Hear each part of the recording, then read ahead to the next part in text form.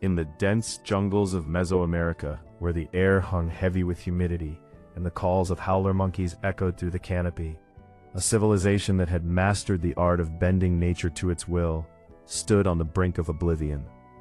The year was around 760 AD, and the great Maya cities, towering pyramids piercing the sky, bustling plazas filled with merchants and priests, seemed eternal. But beneath the surface of this grandeur lay the fragile veins of an empire built on water. No thunderous invasion announced the end. Instead, it began with the slow, silent failure of the very infrastructure that had sustained millions for centuries. The reservoirs, the canals, the intricate systems designed to capture and store every drop of rain in a land of unpredictable seasons. These were the lifelines now straining under invisible pressures. Viewers today might imagine collapse as sudden catastrophe, flames and screams in the night, but the Maya story reveals a more haunting truth. The moment infrastructure begins to fail is often quiet, almost imperceptible, until the weight of neglect and nature's indifference becomes unbearable. For over 1,000 years, the classic Maya had engineered one of the most sophisticated societies in the ancient world. In the tropical lowlands of what is now Guatemala, Belize, and southern Mexico, where dense forests concealed vast networks of cities like Tikal, Palenque, and Calakmul, the Maya transformed a challenging environment into a thriving heartland. Without major rivers for easy irrigation, they constructed immense reservoirs carved into the limestone bedrock, vast plazas sloped to channel rainwater, and elaborate systems of dams, canals, and filtration beds. These were not mere practical tools, they were symbols of divine order, tied to the rituals of kings who claimed the power to summon rain from the gods. The air in these cities carried the constant murmur of water flowing through channels, the splash of citizens drawing from public pools, and the rhythmic chants of priests performing ceremonies at sacred cenotes. Daily life pulsed with confidence born from mastery over scarcity. Farmers tending maize fields nourished by stored water, artisans crafting jade and obsidian in workshops fed by reliable supplies, and nobles overseeing trade routes that stretched across the region. The infrastructure was the invisible backbone, a testament to human ingenuity against the whims of a seasonal desert disguised as rainforest. Before the cracks appeared, Maya existence revolved around the rhythm of wet and dry seasons. Mornings began with women fetching water from reservoirs that gleamed like mirrors under the rising sun, their surfaces reflecting the stepped pyramids that dominated the skyline. Children played in the shaded plazas where water channels cooled the stone, while farmers in the outskirts monitored the levels in smaller tanks, their hands calloused from years of maintaining the delicate balance.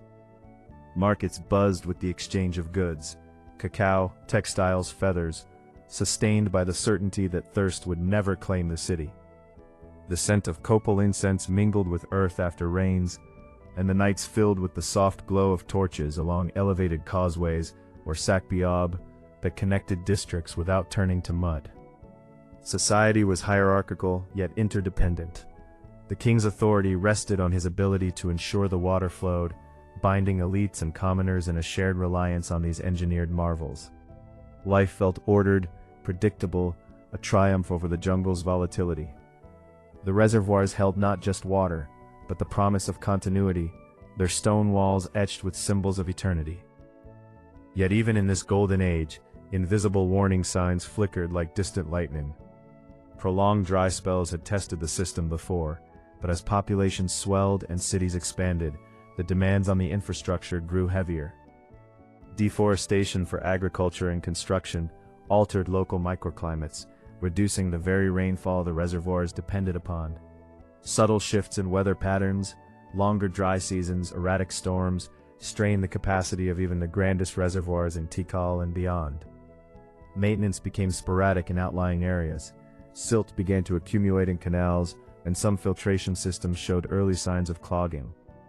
Rulers responded with grander rituals and larger monuments, as if stone and ceremony could compensate for the creeping vulnerabilities. Farmers whispered of fields yielding less, of soils exhausted from intensive cultivation. The elite, insulated in their palaces, dismissed these murmurs as temporary, focusing instead on dynastic rivalries and monument building. No one yet grasped that the delicate hydrological balance perfected over generations was approaching a tipping point, where small failures could cascade into systemic rupture. The jungle, once tamed, began to reclaim edges of the infrastructure in silence. Tension mounted as instability rippled through the interconnected cities. Prolonged droughts struck with increasing severity, the sun beating down mercilessly on cracked reservoir beds where once water shimmered.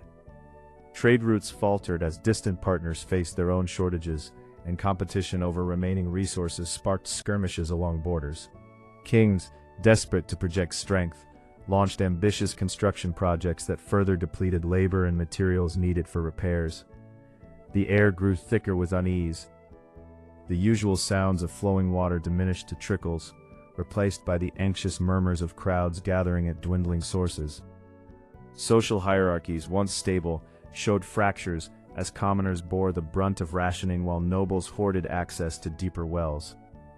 Environmental pressures compounded with political ones. Overpopulation in urban centers pushed the limits of sanitation tied to water systems, leading to early outbreaks of disease. Still, the grand plazas hosted festivals, the pyramids rose higher, as if denial could hold back the gathering storm. The infrastructure, once a source of pride, now whispered warnings through every stagnant pool and eroding canal wall. Key decisions sealed the fate of this intricate web. Rulers, facing legitimacy crises amid failing reigns, prioritized short-term displays of power, lavish ceremonies and wars for captives, over the tedious work of dredging reservoirs and reinforcing dams. Alliances fractured under resource scarcity, diverting manpower from maintenance to defense. In some centers, over-reliance on a few large reservoirs left entire populations vulnerable when those systems began leaking or silting beyond repair. The pressures of a changing climate, possibly intensified by human impact on the landscape, met a society stretched thin by complexity. Decisions made in opulent throne rooms, where kings consulted calendars and oracles, ignored the practical voices of engineers and farmers. Incremental neglect accumulated, a breached canal here, an unmaintained causeway there. By the late 8th century, the system that had supported monumental achievements was hemorrhaging efficiency. Yet the elite clung to traditions that no longer aligned with the harsh realities of their environment. The weight of these choices pressed down like the jungle humidity, heavy and inescapable. The moment the system began to fail arrived not with a single dramatic breach, but through a series of cascading breakdowns, around 760 to 810 AD. Severe multi-year droughts parched the Yucatan and lowlands, evaporating reserves faster than they could be replenished. Reservoirs that once held millions of gallons stood as dusty craters, their engineered slopes now useless against the bone-dry earth.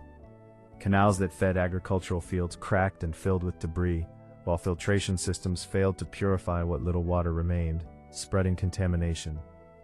In Tikal and Calakmul, the great cities that had thrived on this infrastructure, the flow of life slowed to a crawl. The silence was profound, no splashing fountains, no bustling crowds at water points, replaced by the distant crackle of fires as desperate measures took hold. What had been a marvel of human engineering against nature's odds now crumbled under prolonged aridity and accumulated wear. The infrastructure's failure was the invisible fracture that split the civilization open, turning abundance into scarcity almost overnight. Human consequences unfolded with devastating speed. As water sources vanished, famine gripped the land, maize fields withered, and stored surpluses dwindled. Disease ravaged populations weakened by dehydration and poor sanitation, turning once vibrant cities into places of fear and flight. Social breakdown accelerated. Elites lost authority as their divine claims to control reign proved hollow, sparking unrest, abandonment of palaces and migrations toward more reliable sources. Families watched loved ones succumb to thirst and hunger, the air thick with the stench of decay and unburied dead. Plazas that echoed with commerce felt quiet, overtaken by encroaching vegetation. The psychological toll was immense. A people who had engineered their world now confronted its betrayal. Violence erupted over remaining resources, fracturing communities that had once cooperated on grand scales. The collapse was not total erasure but a painful unraveling, with survivors scattering into smaller settlements, their knowledge of the grand systems fading into legend. The long-term historical impact of this infrastructural rupture reshaped Mesoamerica profoundly. The classic Maya heartland in the southern lowlands was largely abandoned, its great cities swallowed by the jungle, becoming ghostly reminders of hubris and fragility. Knowledge of advanced water management persisted in fragmented forms among northern Yucatan groups, influencing later societies, but the scale of centralized power never fully returned. This episode echoed through centuries as a cautionary tale of environmental limits and societal complexity. It influenced archaeological understanding of how civilizations falter, not through one cataclysm, but through the erosion of foundational systems. Even today, the ruined reservoirs and causeways stand as monuments to a time when human ambition met natural boundaries, offering lessons on sustainability that resonate across eras. The Maya collapse underscored that infrastructure is more than stone and channels. It is the fragile contract between society and its environment.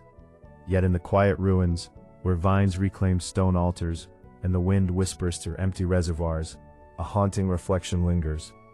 The Maya story is not merely one of distant failure, but a mirror to our own age of sprawling systems and uncertain climates.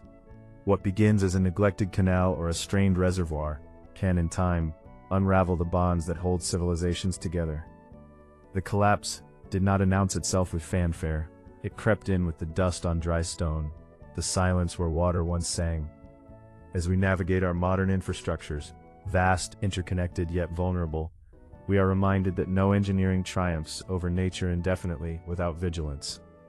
The jungle has reclaimed much, but the echoes of those who built and lost endure, urging us to listen closely to the first signs of strain before they become irreversible ruptures. In the end, the true measure of a society lies not in its monuments, but in its ability to sustain the quiet flows that make life possible. The Maya waters still speak, if we choose to hear.